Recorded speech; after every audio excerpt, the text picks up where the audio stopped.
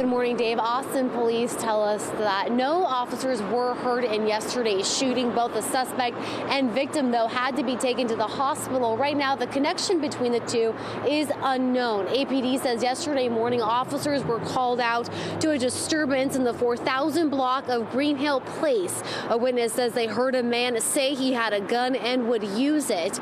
Interim Police Chief Brian Manley later said another caller told police the suspect appeared to be suicidal, and when officers arrived, a 69-year-old victim was found with multiple stab wounds. He was taken to a hospital in critical condition, and as another officer approached the 59-year-old stabbing suspect, he started walking toward the officer.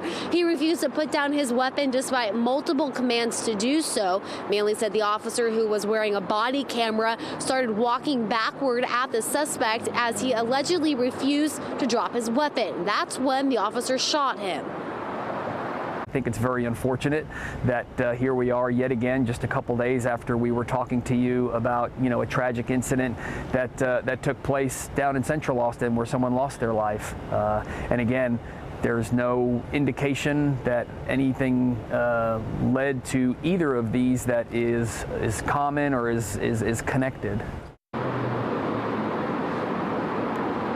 That incident Manley is referring to happened early Friday morning around 6:40 off Linwood Street. Police received a call from someone telling them a man who was possibly on drugs, and neighbors heard screaming. While on the phone with dispatchers, a man stabbed a woman in her 30s multiple times. An officer arrived just minutes later. The body camera he was wearing shows a 23-year veteran entering the apartment complex and seeing a woman bleeding on the ground. The suspect, a black man in his 50s, could be seen walking around with a knife. He refused to listen to the officer's commands to drop the knife, so the officer shot him. The woman did die at the scene, and the man suffers from critical injuries. None of the names involved in either of the shootings have been released at this time.